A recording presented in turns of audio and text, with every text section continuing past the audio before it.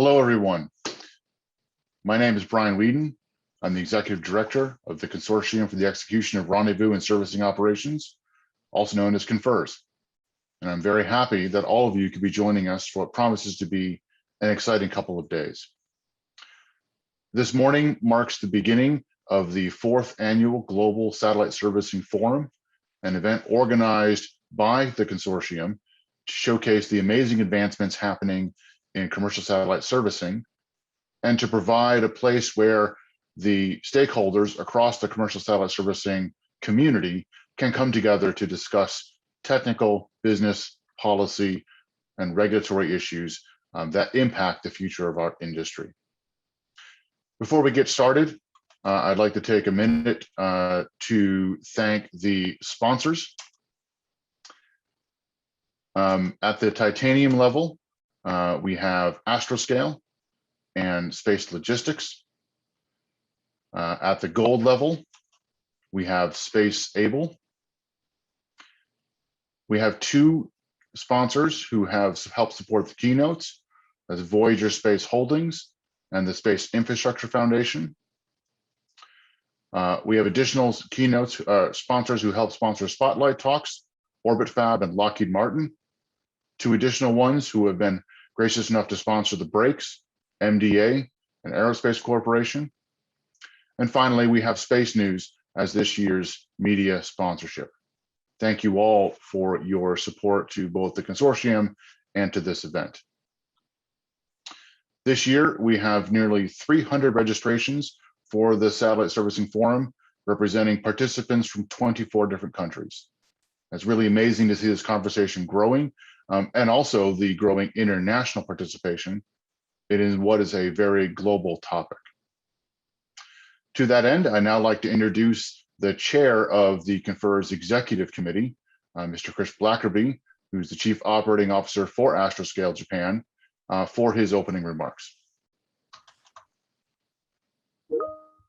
Thanks, Brian. Can you see me okay? Yep. Okay, great. Brian, thank you. It is, and thank you to everyone who is joining and speaking during the forum today. It's so great to see this on-orbit servicing community growing the way it is. CONFERS started a few years ago with only 6 members. We're now over 50, multiple members of which have missions on orbit, either servicing a customer or performing an on-orbit demo.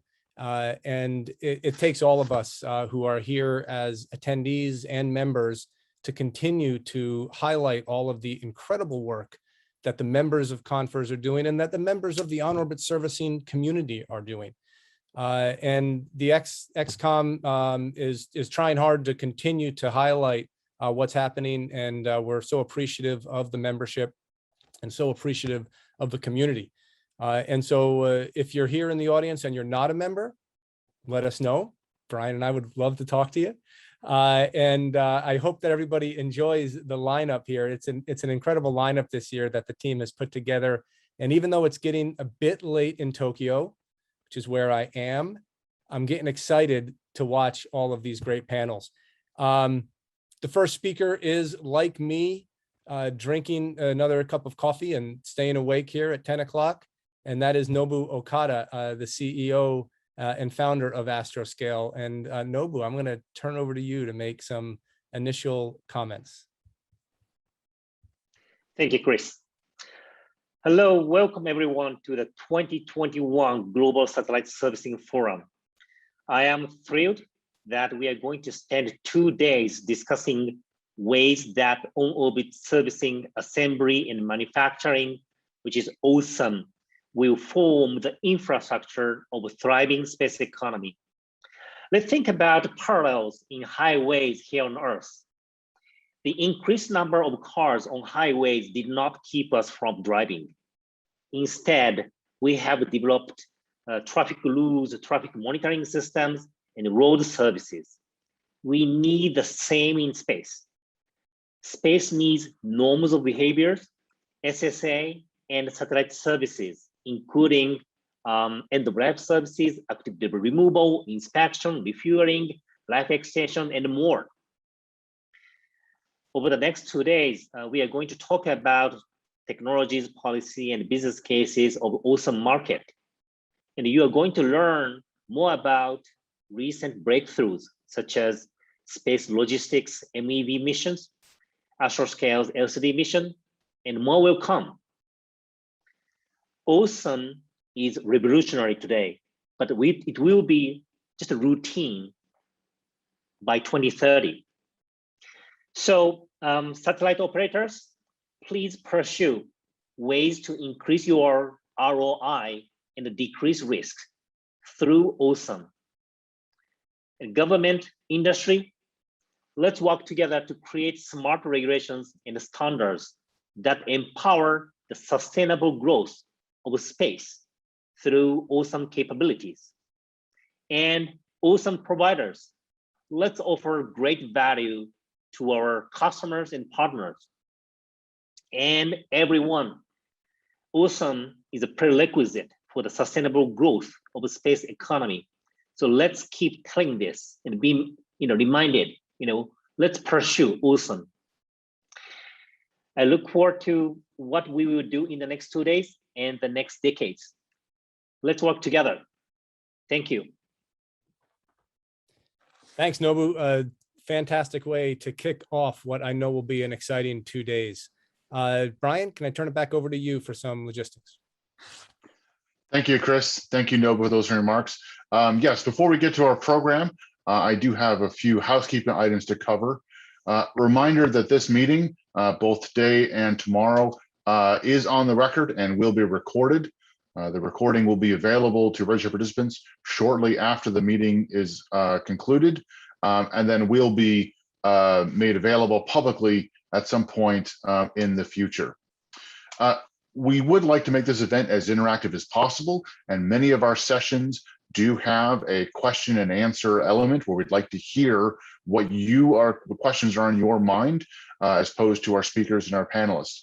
Please submit those questions using the Q&A function on the toolbar below. We'll ask that you save the chat for a more general discussion into resolving technical issues, and we're not going to be monitoring the chat for questions to ask to the speakers. Also, please note that some elements of our program are pre-recorded. We've done our best to try and match the audio levels of all the content, but keep in mind that you can also adjust your own audio volume level should you need to. So with that, I will, in fact, this is just a brief little graphic showing how you can ask questions for those who may be unfamiliar with this interface. So with that, I am going to turn things over to Dr. Harley Thronson. Harley's recently retired from NASA after a very long and distinguished career working on astrophysics and working on such small programs such as Hubble and Spitzer and the James Webb Space Telescope. Harley's going to be serving as our master moderator for the rest of the conference and guiding you through the different panels and sessions we have. So Harley, with that, the floor is yours. Great. Brian, thank you. And I looked at, I see that we're already about 5 minutes ahead of schedule. And as you all know, that's the primary role of a moderator, primary pleasure of the moderator, to make sure that we are ahead of schedule. So we're going to be, I'll be introducing our speakers very shortly and remind you of some of the process. This is going to be an exciting couple of days here. So I'm really looking forward to I said, moderating this thing. Couple of things. I'm just going to repeat something that Brian said. Please ask your questions in the Q&A feature. That they're going to be moderated, and the best questions will be asked of the speakers. So be as creative as you can. That would be terrific. Also, in order to keep moving along, what I'm going to do is introduce each of the speakers, each of the panelists, very briefly, 2 sentences or something like that, so we can keep on schedule. If you want to feel as though you are something of an underachiever, I suggest that you go to the website for the conference and check out the full bios of all of the panelists, all of the speakers. So let us get started. The first speaker, and Joe, are you ready to go? Joe Anderson is the Vice President of Operations and Business Development for Space Logistics, LLC, a wholly owned subsidiary of Northrop Grumman. He doesn't look it, but he has more than 30 years of experience in satellite engineering, management, and leadership. In his current role, Mr. Anderson is responsible for managing the technical, operational, licensing, and insurance aspects of Space Logistics satellite servicing fleet. So, Joe, the floor is Hey, yours. Harley, can you hear me okay? You sound great. Awesome. Thank you. Thank you for the nice introduction. And really a pleasure to be here. Thank you so much for moderating this, Harley, and to CONFERS for once again putting on a great agenda and a great show for us on our new emerging market of satellite servicing. So, you know, this past year has been a phenomenal year for us at Space Logistics. One of my colleagues, you know, aptly quoted that, you know, we really had a Kitty Hawk moment this year and last year. You put the two together, really a phenomenal string of successes. So if we could go to the next slide, please. If you may recall, last year in 2020, we did our first docking to a satellite in geosynchronous orbit, starting our first commercial service on the Intelsat 901. A great success there. We docked to that satellite out in the graveyard orbit. It was a live satellite. Intelsat had raised that satellite out to the graveyard where we docked with it. And then we brought it back into service, put it into service over the Atlantic Ocean region. The MEV-1 remains docked to the 901 satellite today, providing the life extension service for at least another 3.5 years under that contract. Could be extended even further. At the end of that service, the MEV-1 will undock and move on to its next client. Earlier this year, we had another tremendous success with the MEV-2, doing its docking to the Intelsat 1002 satellite. This time, directly into geosynchronous orbit, while the 1002 is active, carrying live communications traffic. And the great result there is while we did the docking, Intelsat experienced no outages for any of their customers. So just a tremendous success in that aspect. So if we could go to the next slide, I believe I have a video that will help illustrate the docking that we did this year on the 1002. What you're seeing are go ahead and play the taken from the Mission Extension Vehicle 2 as it approaches the Intelsat 1002 satellite, traveling 7,000 miles per hour, 22,000 miles above the Earth. Guided by a suite of 3 unique rendezvous and proximity operation sensors, the MEV tracked and inspected its client satellite with great precision over this 12-hour segment of the approach. This mission marked the first time an MEV docked with an operational satellite, actively receiving and transmitting live traffic from and to Earth, with no disruptions in service reported. That's great. And maybe if you could rewind near the beginning of that and turn the video off, I'd love to show that again and tell a little bit more about it. And maybe just pause for a second there. So I want to remind everybody that these are real images. This is not graphics. These are real images taken from the MEV-2 of the 1002 spacecraft as we did our rendezvous and approach. On the right side of the screen here, you see some views of our trajectory as the MEV is approaching, circumnavigating the client satellite and doing its final approach. So that we have a top view, we have a view from the backside and a view from the east looking west.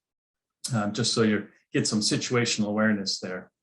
And here, I guess you started, let's go ahead and play from there. So we're circumnavigating around the client at this point. We're about, trying to see on the bottom here, about 180 meters, 150 meters from the client at this point.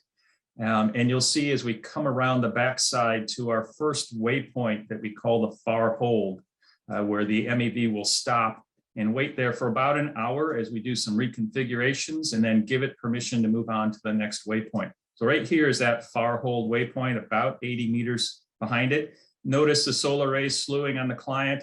Look at the shadow of the MEV coming across, and then watch our solar ray here also slewing got the Earth in the background. It's just a fantastic image. Great eye candy for those of us that are, real space geeks here. It's out there on our website at spacelogistics.com, or you can look it up on YouTube and play it over and over again if you'd like. So we're just really happy with that success, and so is our customer. So we're thrilled with this great achievement. If we could go to the next slide, I wanted to also share with our community here some of the lessons we've learned over these 2 missions. And really some of them are confirmation of some of our best practices or recommended practices that CONFERS has published a couple of years ago. So let's start with one that is a little bit unique to us, and one that we've talked about in the design of our MEV, that we launched this and we included a diversity of sensor phenomenology. So we actually flew this with 3 different types of sensors, and you see them here on the display. We've got visible sensors, we've got infrared sensors, and we use a LiDAR for our rendezvous navigation systems. And we found it very, very useful to have all 3 of those.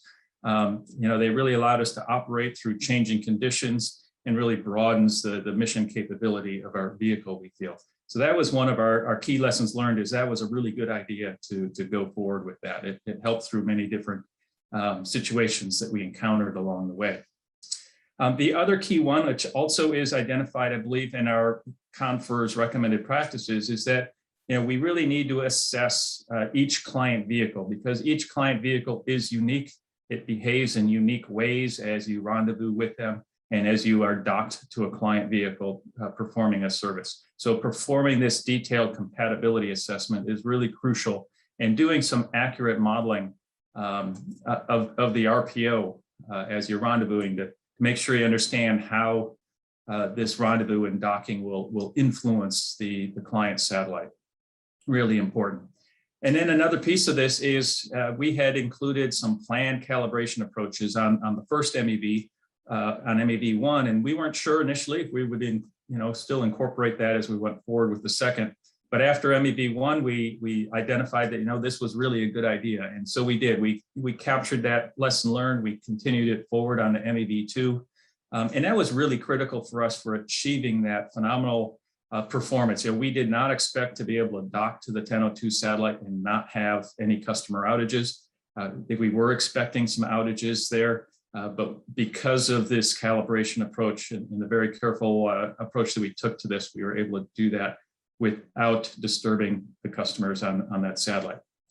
And then the last piece, again, another element that is in the CONFERS practices and principles as well, is situational awareness in space is really important. In the lower right figure here, while this wasn't necessarily used for specifically operating our mission, it's a pretty neat image here that shows the 1002 satellite and actually capturing a few other satellites here in the background of the neighbors in the geosynchronous orbit. But clearly the situational awareness of where other satellites are, we did have satellites that were drifting past us that we had to keep watch of. We were in constant communication with the CSPOC and making sure we knew other satellites in the area before we did our approaches.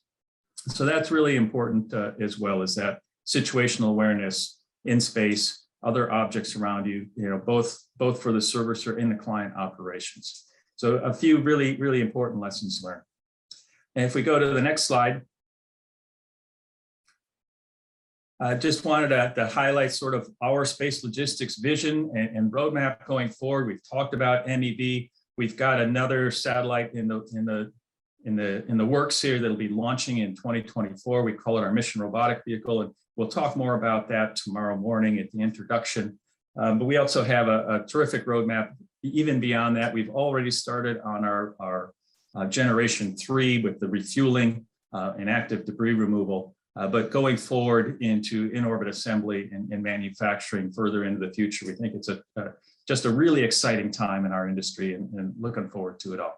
So Harley, I think that kind of covers the key things that happened for us this year in space logistics. Joe, I would say way beyond great. That was terrific. Looking forward to the next, I'll say 20 years or so. in retirement, I'll have plenty of time to follow this.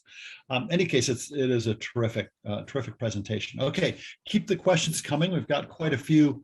And let me exercise a moderator's prerogative. There was, Ian, there was a question asked a few minutes ago as to whether or not screenshots would be permitted. And I took I was moderating the Q&A, and I took your answer to be that, yeah, screenshots are permitted. Ian, is that true? I think that's useful for all the participants. Yep. Silence means consent. Okay. Now, thank you very much, Joe. And once again, just to repeat, the first thing that I said is questions are really welcome now. We've got the next person up is Trevor Bennett, and there he is. Hi, Trevor. He is co-founder of Starfish Space, where he is primarily focus on the technology development of the Otter spacecraft. Are these cool names or what? His insight on satellite flight software and proximity operations help make RPOD with electric propulsion possible. One of my favorite things is electric propulsion. Okay, Trevor, the floor is yours. Thank you very much. I really appreciate it. Such a pleasure to be on this panel talking about kind of the path forward for Starfish Space here. For those unfamiliar with Starfish Space, we're relatively new. We were founded in October of 2019, so it was quite an alignment with the launch of MEV1.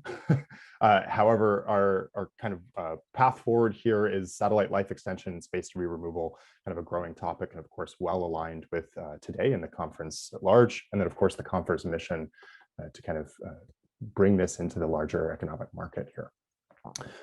As Harley said, my name is Trevor Bennett. I'm a co-founder of Starfish Space, and I'm happy to share a little bit more detail here. So if we can pop to the next slide. So the Otter Space Hub, this is just kind of a quick overview of what the Otter is.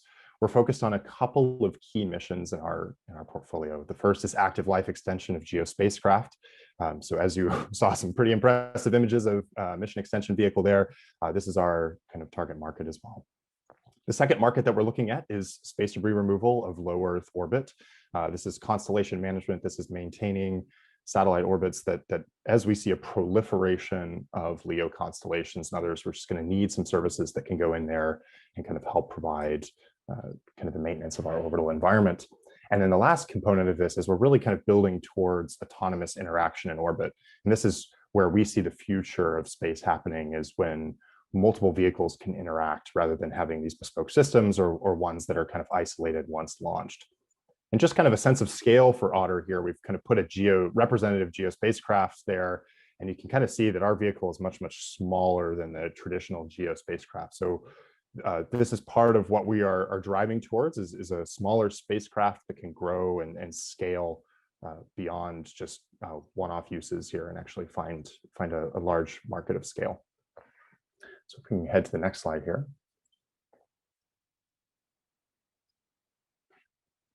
Much aligned with kind of the larger thoughts about where we're going in the space economy. One thing that really kind of enables Otter to take place now and kind of where we see the growth path happening is this evolution of the space economy and evolution of new space. It's a very exciting time. We see kind of a transition from just bespoke system to CubeSats. So this is just starting to think about modularity, starting to think about rapid launch capabilities, demo missions, and then the introduction of affordable launch has kind of really helped kickstart that as well. And so now we're seeing kind of this next phase of mega constellations, small satellite launches, launch vehicles, and a proliferation of the availability to go to space. And that's where Starfish Space kind of finds an opportunity to grow and actually have a startup chance at going and helping change the way we do spaceflight. What comes next for us as a whole species traveling to space, and then also what Starfish hopes to be a part of, is we're looking at things like orbital tourism, but specifically like on-orbit assembly and manufacturing, right? OSAM. This is kind of the key for what rendezvous proximity operations and docking can help deliver.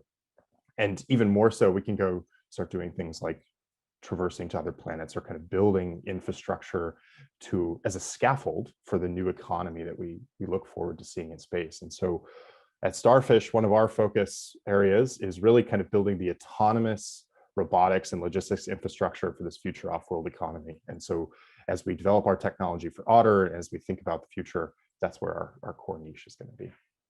So we'll head to the next slide here, and I'll share a little bit more about where we see ourselves in Otter. So Otter is a vehicle that kind of combines several of our core competencies.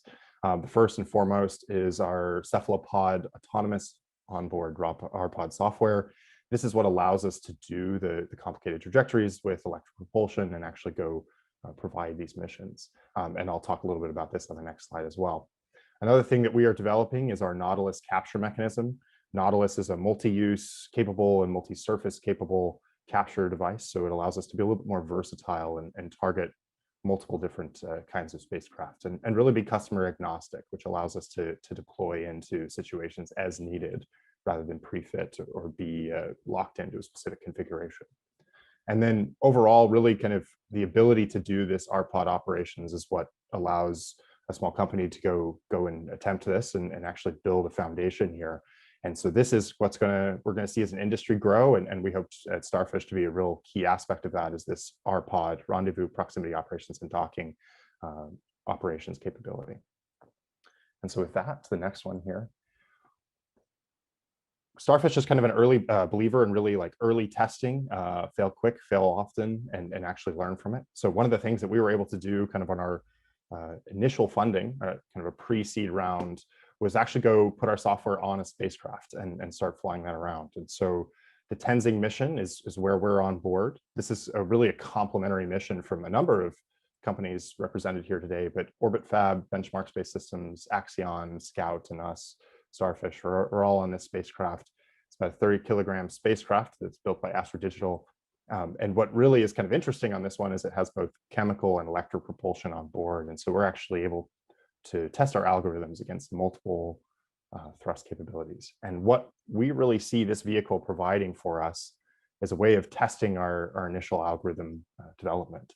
And so we can create representative points in space, actually design trajectories and execute those trajectories and kind of evaluate the performance on that. And so this is an early touch point, one for just showing the technology maturity and advancing that maturity, but also to representatively show ourselves what that pipeline looks like to actually go fly a full Otter.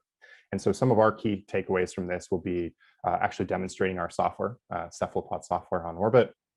We'll be able to actually fly an operational satellite. And so the learning that happens from actually operating in space is pretty tremendous.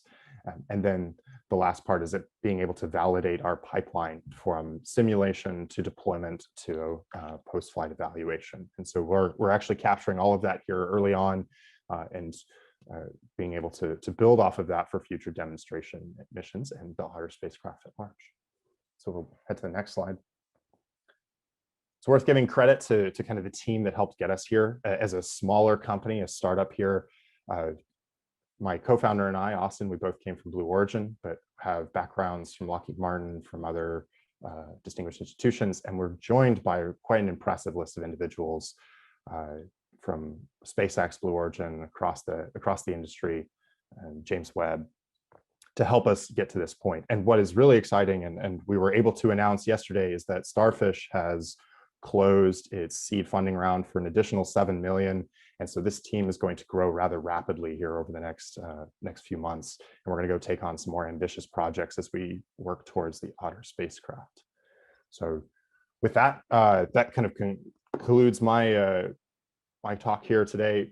And I'm looking forward to the kind of the panel session. I put my contact information there if you'd like to reach out directly, but would love to field some of those questions and really enjoy being on the panel with such a distinguished group, really thinking forward about how we do in-space logistics and removal. So thank you. Trevor, terrific. Thank you.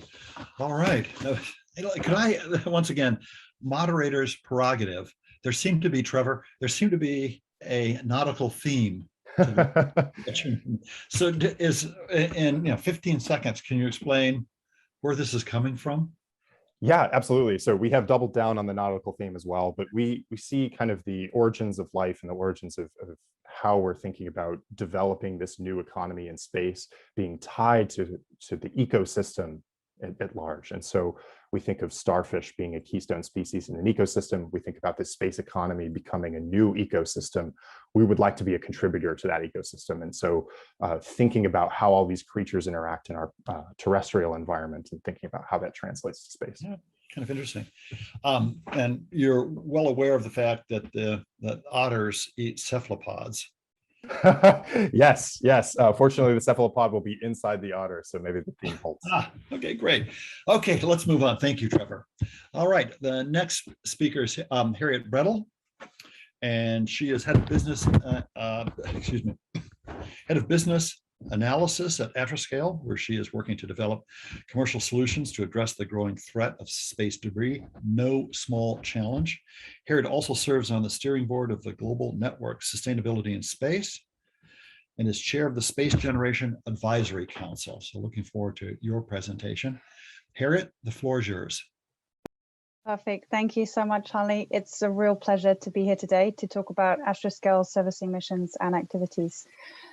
So if we could go to the next slide, this is a quick introduction to Astroscale for those of you who aren't familiar, but we are a company that is dedicated to the safe and sustainable development of space for the benefit of future generations. We are a rapidly growing startup. I'm not sure we can quite call ourselves a startup anymore.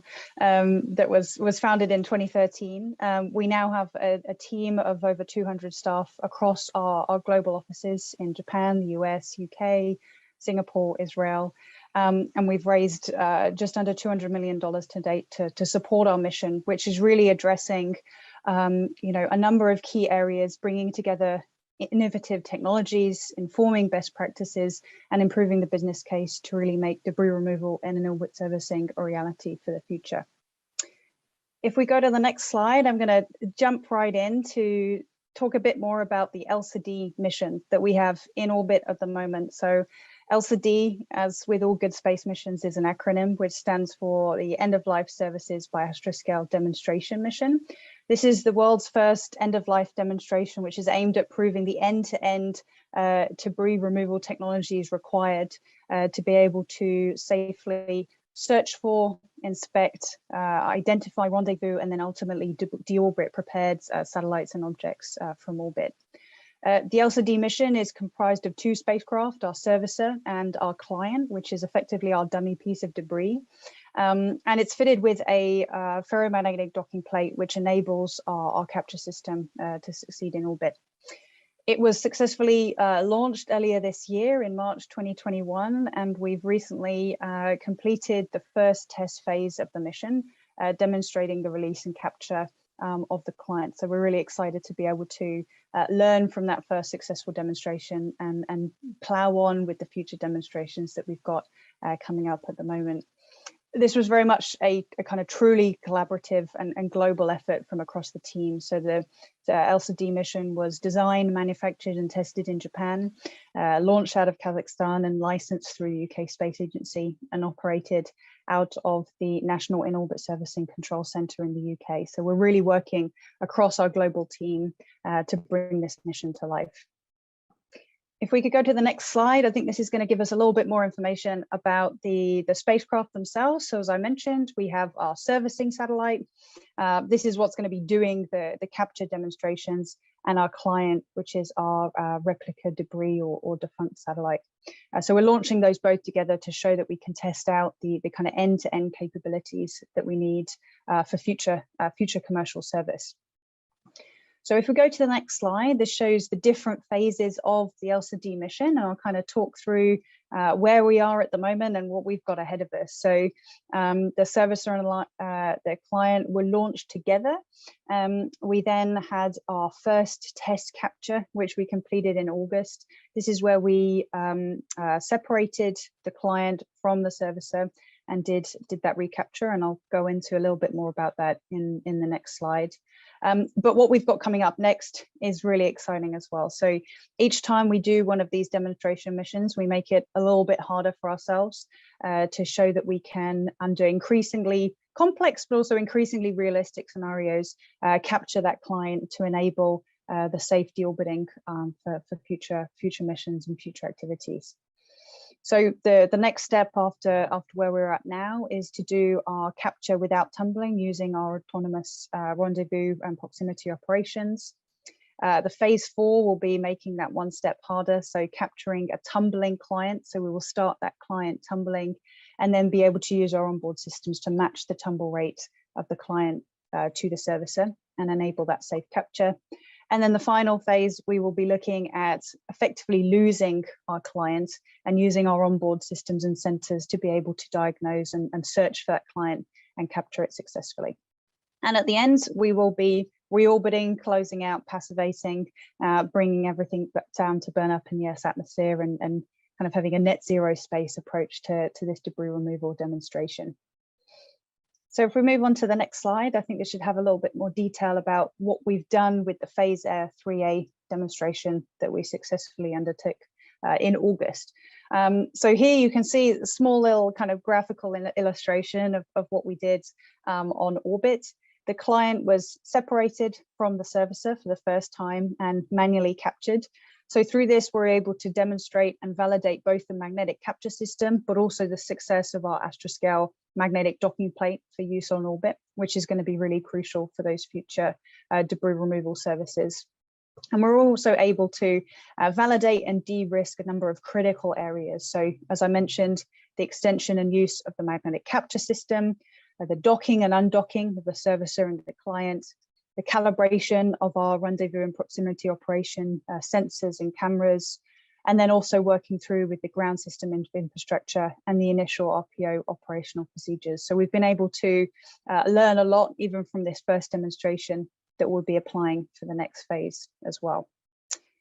And this ELSA-D mission is really just us getting started at Astroscale. And this is the kind of first, our first in-orbit mission where we're going to be really moving forward and developing our future commercial services, looking at debris removal. So if we go on to the next slide, this kind of gives a little insight in terms of what's to come. And what we're planning to do is really build on the heritage and what we're learning from the ELSA-D mission to move towards end-of-life commercial services. So to do this, we're developing at the moment our next generation servicer, which we call ELSA-M. The M here stands for multi-client. So we're looking at being able to remove multiple satellites from orbit with a given servicer, which helps us a lot in terms of our economies of scale and the pricing in terms of being able to bring down that cost of removal. We're leveraging our heritage and experience from ELSA-D, but also increasing our servicer capability. So we'll be able to work with a number of different clients, depending on their mass, their altitude, and other characteristics to really make sure that we have as wide service applicability as possible. At the moment, we're working in a public-private partnership with the European Space Agency and OneWeb to mature this debris removal technology and capabilities and working towards our commercial service by 2024. We successfully completed our preliminary design review last year. And so we're really kind of moving forward with the commercial development of this service, as well as developing and testing our second generation docking plate for future commercial applications as well. And just to kind of touch on here, one of the things that we talk about a lot is the business case and the commercial justification for debris removal services. And this is a real core aspect of what we're doing at Astroscale in terms of demonstrating the value that debris removal services can provide throughout the satellite life cycle. So moving away from thinking about debris removal as an afterthought at end of life, but really showing the value that that can integrate in terms of thinking about preparing satellites in the design phase, protecting operational service, and also thinking about those end-of-life operations as well. So if we move on to the next slide, this is going to introduce some of the other activities that we've got going on across the Astroscale global team. I've touched on a few of these already. We've talked about the ELSA-D mission and ELSA-M. Our colleagues in Japan are working on the ADDRESS-J mission. So we have the first phase of that contract has been awarded to Astroscale, where we're going to be inspecting a H2A upper stage, launching in 2023.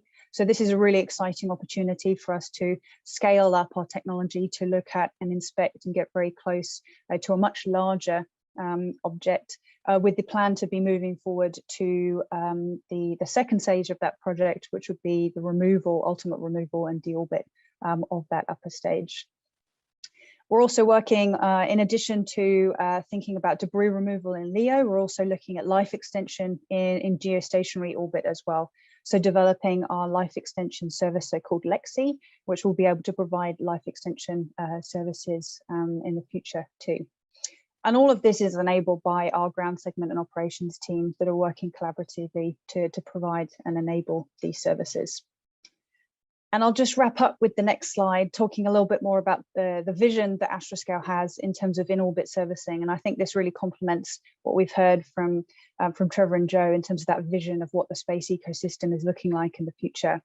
We very much see in-orbit servicing unlocking a dynamic in-orbit ecosystem. So moving away from this single-use culture, which is leading to an increasingly congested environment and inefficient use of assets, to a more sustainable future where we can use in-orbit servicing to extend the life of satellites and maximize the revenue that we can generate, but also think about the sustainable use of satellites and deorbiting at the end of their life. So really bringing that flexibility, sustainability, and resilience to space. So I think that's it from me. It's a real pleasure to be speaking here today, and I hope to answer some questions at the end. Thank you. Very terrific. This panel is continuing to set a high bar for the rest of the panels, rest of the speakers say. So our next speaker is Yusi Taguchi, and from Japan. Good heavens. So thank you for staying up so late. Taguchi-san is the Director of Business Development, and he's responsible for identifying potential customers for our robotic solutions and getting the communication going. Also, which I think is presumably is why you're here, also for overseas outreach. All right, you've got the floor. Take it away. All right, thank you for the introduction and moderating this panel. And thank you all for giving me this opportunity to be part of an exciting panel. By the way, is everyone, are you hearing me right now? Okay. Sound good. Okay, thank you, Harley.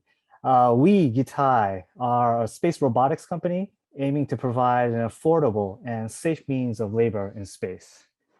And up until recently, we haven't had any experience in developing space hardware, so we weren't truly a space robotics company. Next slide, please.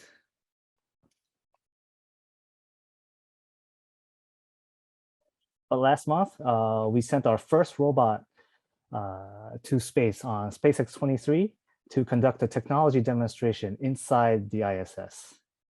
Next slide.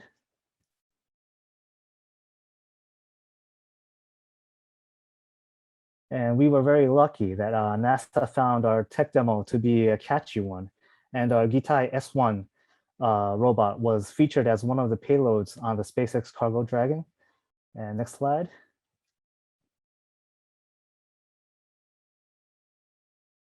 Plus, we were also invited to the science briefing telecon hosted by NASA to answer questions from the media. And next slide, please. Okay, so our ISS tech demo. Since we're a startup with no track record of developing space-rated hardware, we're just in our 6th year of operations right now. We wanted to take it step by step, and this tech demo will be conducted only in the pressurized environment. We sent up a single-armed robot with a vision recognition system, and it will be conducting 2 experiments. One is IVA, intravehicular activity tasks, daily chores that the astronauts do on the ISS, such as flipping switches, turning knobs, pulling in and out cables, etc. And the other interesting one will be an example of an in-space assembly task through supervised autonomy. And the extent that the human in the loop will get involved in the operations is just giving a go or no go to execute the next action. The operator will select an action. The robot will calculate how it'll execute that action with its own motion planning system and display the calculated results. And if the operator likes what he or she sees, the operator will give a go and the robot will do all the rest. And we were hoping to be able to show you some footage of the actual experiments from the ISS but unfortunately, we'll have to wait until mid-October for the actual tech demo to start. So please keep an eye out for our updates.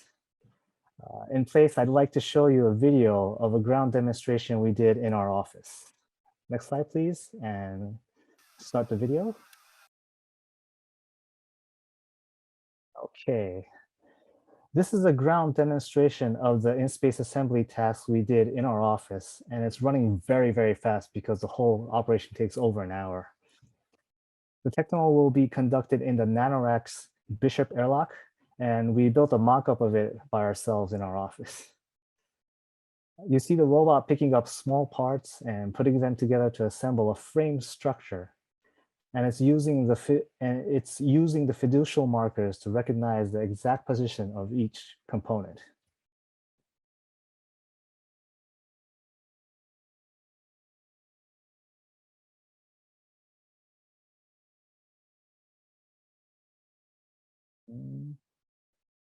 And now you'll see the robot attaching panels resembling a solar panel, RF antenna, telescope mirror, what have you. And as I've mentioned earlier, all the actions of the arm are done autonomously. And hopefully in a month, we'll be able to release footage of the experiment completed on the ISS.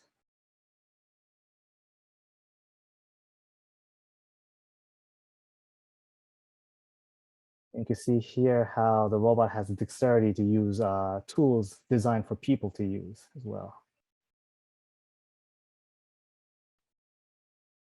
Although we won't be using tools on the ISS, actually. And also as a next step, we're planning to have our next tech demo, this time exposed to the space environment 2 years from now in 2023. Okay, next slide, please. And putting our technology to actual applications, we're currently working under a 2-year R&D contract to develop a robotic arm as a docking system for a commercial on-orbit servicing company.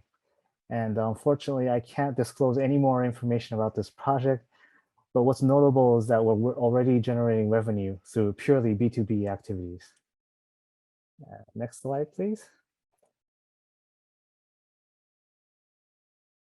And another exciting project we have going on is a work order from the Japanese government.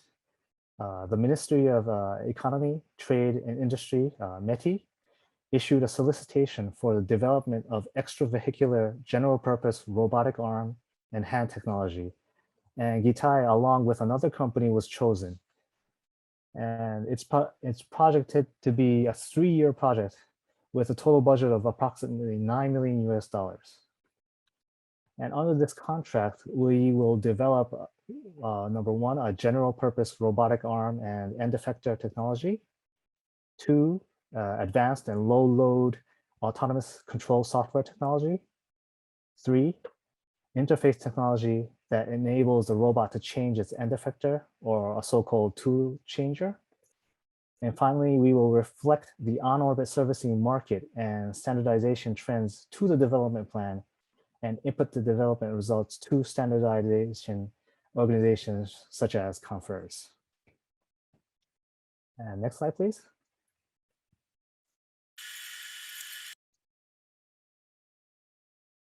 Finally, I'd like to show you another video. Aside from the METI project, I'd like to show you a video of one of our latest developments, a robotic arm for on-orbit servicing.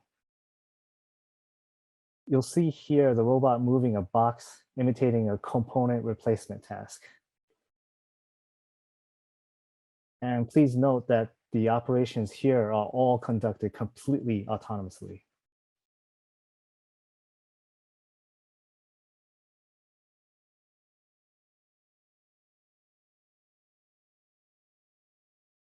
And finally, you'll get to see how the onboard computer is processing the imagery to calculate the motions of the arm.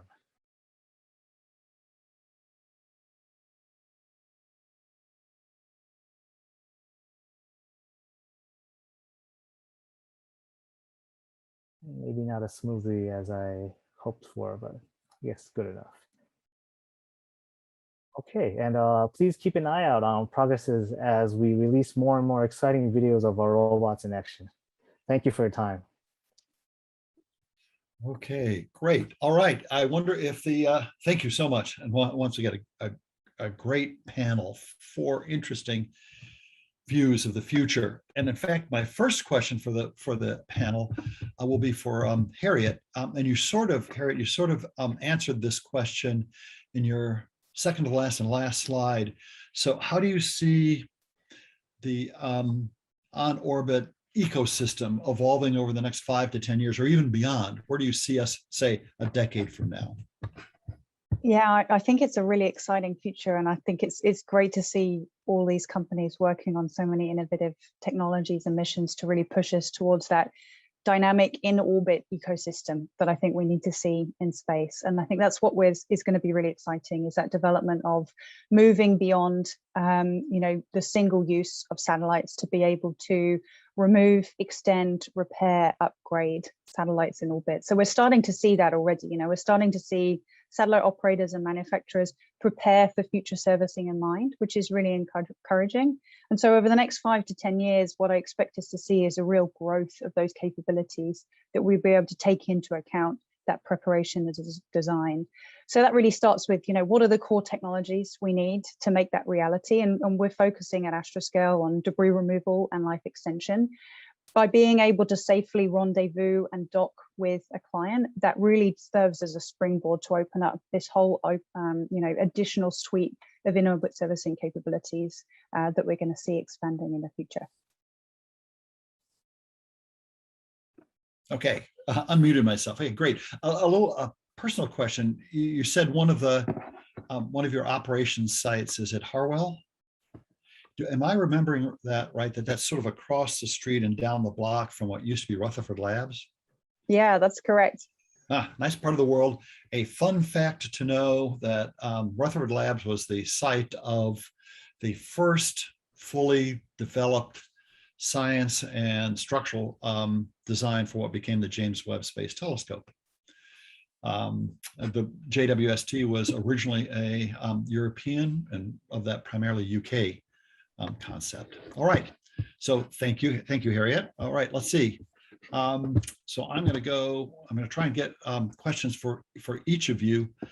Let's see.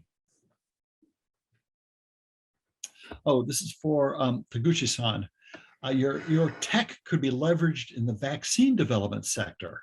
Not to distract you, I'm reading the question, as most of the world's vaccines are made in India. Do you have okay, so could your tech be leveraged in the vaccine development world?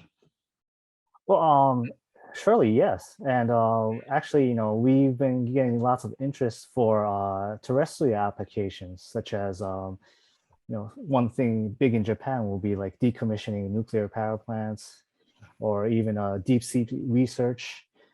Any application where it will be dangerous or almost impossible for people to work in. So we do see a possible market for that, but we're currently concentrating on space applications only because we want to make it a commercial activity. And we see that only space is the only market that can pay for robots that cost up to $1 million for to work in, because the technology, people are looking for such technology for terrestrial applications, but unfortunately it doesn't pay enough for us to work in those realms yet. Okay. In fact, actually, that's a question that I had for you, and it appeared on some of the questions from the audience. And that this might be a topic that I think may go around the panel. What is, where do you see, once again, picking up on what Harriet said, let's say 10 years from now, ideally, where do you see the greatest opportunity for continued financial development and business case and so on for the capabilities that you're being developed? So Joe, where is the financial future, say, a decade from now? What will you Yeah, be so doing? a decade from now, today we are servicing satellites that were built and launched 15 years ago. They were not designed for servicing. So going forward, I think by 2025, we should start seeing satellites being launched that are designed for servicing, since we will at that time have persistent robotic servicing capability available in GEO. And then looking beyond that, the next obvious thing that you would do for those satellites is include refueling, I think, is probably the first and foremost servicing feature. So an ecosystem for in-orbit refueling, I think, will be a big piece by the second half of this decade. And then, there are a number of demonstration missions going on today and being developed today for in-orbit assembly, in-orbit manufacturing. And, I think by the end of the decade, going into the early next decade, that's going to be the next big area that we'll be developing, is how we use those capabilities and really change our thought process about what a satellite is. What does a satellite look like when you can start shipping materials instead of fully assembled satellites that are constrained by the tyranny of the launch that we have today? So that's sort of my view of where it's going. Right. Yeah. Thank you. And Trevor, one of the questions was very similar to the one that I just asked Joe. That was asked by the audience. So where do you see all these presentations were pretty cool. Where do you see the source of finances for the future for these operators? Well, I'd love to have that crystal ball, I think, right? Because that would make a healthy bet right now. But in large part, I think Joe was really hitting the nail on the head there, which is what we're trying to build is the infrastructure and technologies such that we can actually be in a good position to take advantage of that industry as we see it evolve. And that really the last point I think I resonate the most with, which is what do satellites actually look like 10 years from now? What does the interaction actually look like 10 years from now? If we can swap parts or add parts or harvest old satellites or recycle or manufacture, that's a whole different way of thinking about space than what has guided us to this point in time. And so really, I think the safe place to go and kind of the smart money is on building the infrastructure such that you can take advantage and help promote an industry that is more interactive rather than isolated as our current satellites are. Okay, let me ask, while you have the floor, let me ask a question that I will probably also ask Harriet and Joe. So who's going to pay for debris removal? Might it be the governments, or might it be the folks who originally launched the satellite that became debris, or who's going to pay for debris removal? That's a great question. And I will kind of turn this a little bit and just say debris removal is a great catchphrase term. It provides a lot of context, but it loses some of the nuances of what actually the capabilities in industry are. I will kind of lead and say, especially in low Earth orbit, as we see a proliferation of LEO constellations, and we see a proliferation of satellites in general, like orders of magnitude changes over just the last few years. What we're going to have to do is maintain specific orbits. And so the pain is going to be felt most by constellations. The pain is going to be felt most by those satellite regimes that are most sought after and regularly used. And so the paying customer is not the one that's occasionally dodging a fleck of paint or a piece of debris there. What it is one that has tens of satellites in an orbit that finds value in maintaining that orbital shell or that orbital plane. And then there's some economics that actually make a lot of sense to go ahead and remove one or two satellites in the context of their constellation. I think that's the early entrance point here. And then as we look to the future, then it'll be much more of the full system ecosystem there. In fact, that's the issue of orbital debris rears its ugly head almost any time anybody talks about LEO satellites or LEO operations. So actually, I'm going to go around to all four panelists, well, the three remaining panelists, beginning with Harriet. Do you have anything to add to what Trevor said? Yeah, I think Trevor made a really good point, and particularly when we're thinking about mitigating the growth of future debris. The economics really starts to make sense when you have operators that have hundreds, if not thousands, of satellites orbiting in a very close regime where they have a direct vested interest in protecting that highway, right? And so that's really where you can see that prevention of, protecting operational service, ensuring that you have that kind of robust and responsible use of that space. Particularly if you're looking at replenishing, putting your next fleet up there, you want to make sure that you're doing that in a way that you can continue to operate safely and sustainably. The thing I would add to that is that there are already governments who are investing in debris removal services, right? So we have the European Space Agency has got a contract for a debris removal mission. The Japanese Space Agency has got a contract for the first phase of a debris removal mission. So we're already seeing governments taking up that responsibility for legacy debris. The UK Space Agency as well has just announced a feasibility study to look at a UK debris removal mission. So I think it's really a combination of looking to governments to address that legacy debris issue that we see, but also looking for satellite operators to take responsibility for the future orbital environment as well. Okay, thank you. Joe? I think you're on mute, Joe. Thank you, Harley. So I think the first place we see a potential paying customer for is going to be actually in the geo orbit, and it's going to be around high value assets that are concerned about some other failed objects that might be nearby in the vicinity that concern them. So that's sort of where we're focused on. We're already looking at how to use our mission robotic vehicle that will be launching in 2024 to perform such a mission. And then, of course, everything we're doing, it's developing the technologies that are going to be necessary to do, the generic debris removal problem. And when those customers come forward, we'll be ready to service them. Taguchi-san, anything to add to what you've heard already? Oh, I could only echo what everyone else says, and space debris removal will definitely is a big concern for the whole community, not just the space community, but even for our lives down on Earth, because we rely so much on the technology that satellites provide. I mean, look at your smartphone, like probably 70% of the apps that you use rely on technology from space. And we could only hope that this space debris removal become a big thing, that we can apply our robotics technology to support that.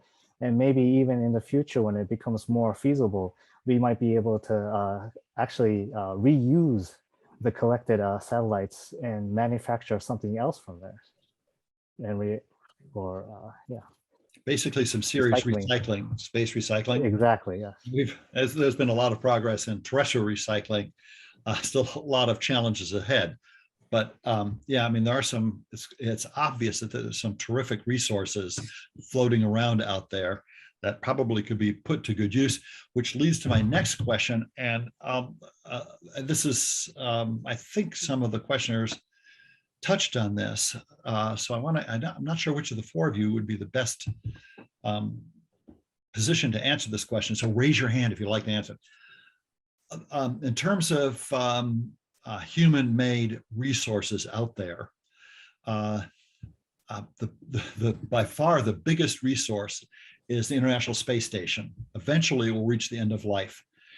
What thought has been given by you or your organization, and I said raise your hand if you got an answer, what thought has been given by you or your organization to disassemble or recycle the International Space Station? That surely has got to fall within, for example, the 10-year future look ahead that I asked Harriet about, but she doesn't have to answer the question. Anybody have a good answer? What are we going to do with the International Space Station?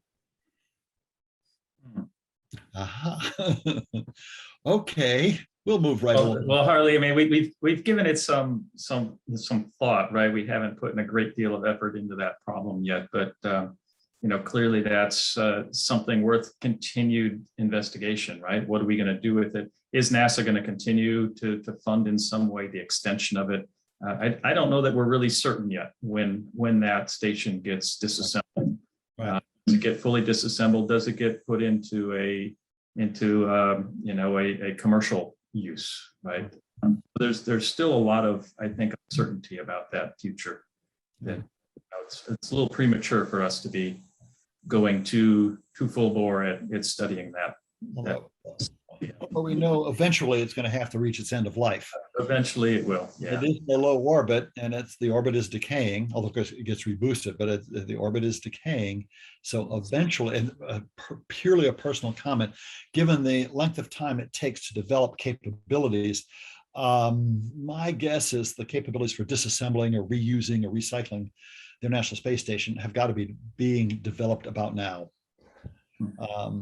Yeah, Harley, that was actually going to be my direct point to build off of what Joe was starting to allude to, which is we are building the technologies right now to address that problem. And I think that's the value of Confers. That's the value of these forums, is to talk about, let's look ahead and see what those needs are going to be.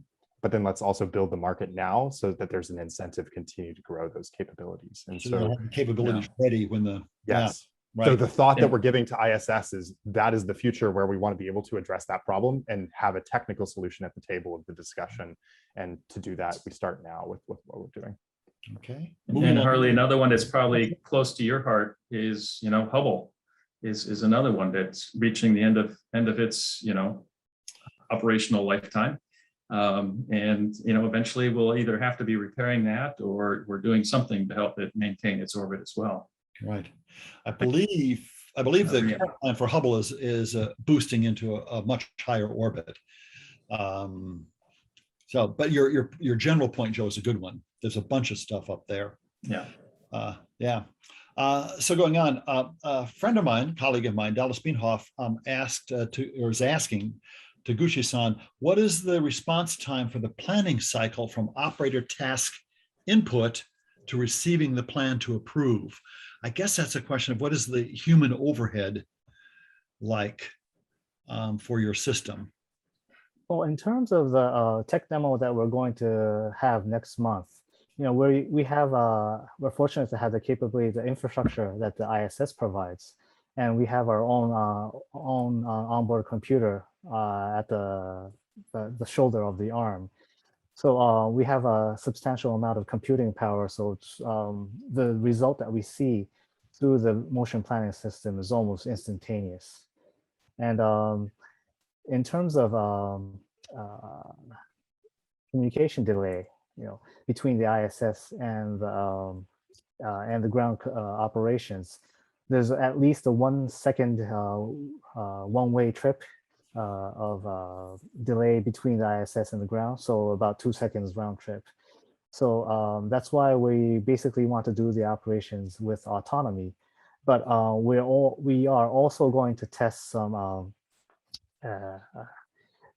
teleoperations, 100% teleoperations, to see how we can actually use the robot with the human in the loop, with the time delay, the latency. Yeah. Okay. Let's see. A question for Trevor. What's the status of the cephalopod software testing on Tensing? Have you started that testing? If so, what is the progress? What state are you in? That's a great question, and I can share kind of loosely where we are in the process, and I will reserve finer details for a more public announcement on that. But largely what the Tensing mission is as a rideshare program, it was launched in late June, is going through commissioning, and it's also a condo satellite. So this term where you have multiple individuals all riding on the same satellite sharing time. And so the process there is by which we get a slot of time, we get to do a little bit, then we wait for another cycle to come back around, and then we get to test again. And so the process for us right now is we do a little bit of testing, we upload new software, and then we actually go and do a second round of testing or a third round of testing and so on. And so that's where we are. We're kind of in this iterative cycle right now, and we'll be looking forward to share some larger results here in the near future. Good. Okay. Oh, these are great questions. Here's another one that could go for anyone on the panel. It's a little bit lengthy, so let's see if I can trim it up a bit. They begin by thanking you all for your excellent presentations, which I would like to underscore. May I please ask, what are the panelists' views on how do they see their relationships with the wider space sector and other industries evolving? And also, what do they think, what do they think would be the role of non-technical activities for their companies in the future? Which she goes on to say, for example, marketing, outreach, business development, and so on. So the wider space community, I would be thinking of my background, the space science community. And Joe mentioned deorbiting the Hubble telescope. And the scientists who are advocating for future big missions have to, like everybody else, consider deorbiting or what will be the fate of their instruments. So let's see. So who would like to answer that question? Oh, Harriet, your hand went up first. Oh, Joe next, but first Harriet, go ahead. Yeah, I can take that one. I think this is a really interesting question. I'll try and break it down into two parts. So the first piece, in terms of how do we engage with the wider space industry, the one thing we've touched on is, the need for satellites to be prepared for future in-orbit servicing, right? So how can we work with satellite manufacturers, satellite operators, across the whole supply chain to really integrate in-orbit servicing into your business life cycle? That's really where you're going to see the tremendous benefit of in-orbit servicing. And kind of going beyond that, something that was mentioned before was looking at applying robotics to decommissioning in the nuclear industry. And something that we've been doing is looking at what can we learn from the practices of decommissioning other high value assets in remote extreme environments and apply those lessons to the space industry as well. So there's a lot that we can actually learn from other sectors that are more advanced in their thinking about these kind of markets, these opportunities to really drive that forward. And then on that final piece, in terms of bringing different skill sets together, I think we've touched on this already, but we really need people who have got business experience, policy experience, as well as that technical experience to come together and tackle this challenge, right? So there's a huge role for a vast range of diverse skills and experiences that we need to bring to the in-orbit ecosystem. Yeah. Good. Thank you, Harry. Joe, you raised your hand as well? Quick yeah, I just wanted to say, it's not just decommissioning of the Hubble. I think before decommissioning, it's how do we keep it going even longer? And I think, our satellite servicing capabilities should be able to enable a further extension of that capability. I think it's still a very, very valuable resource. Even with James Webb being launched, I think it still, fills in a lot of gaps and things that we need. So I think we have a lot to offer to keeping that system going even longer. And that goes with other systems out there as well. I mean, you can think about the reconnaissance orbiters, the lunar reconnaissance and Mars reconnaissance orbiters. A lot of value there in those assets, and extending those lives, I think, have great value. Also, just across the industry, and Harriet hit the point about making satellites serviceable, absolutely is correct, but also just the assisting in the transition of technologies from one generation to another, using our satellite servicing as a means to help enable that whole technology transfer is we're finding to be very, very useful across the industry. And to the point Harriet was also making, these are not government missions. We require insurance, we require licensing, and having those capabilities in our businesses is really crucial to making them successful. Good. Almost closing point, Joe. Thank you. There were a number of questions that I didn't get to that were asking about licensing, insurance, and so on. So very good point. We've just touched 10:15 here on the East Coast, so we're supposedly going to wrap it up. Make two last points. One is thank all four of you. These were terrific presentations, and all the folks, obviously, your company and your partners who helped produce this presentation, and who are working on all the programs and projects that you mentioned. My last comment is take a look at, I think you guys have access to the Q&A.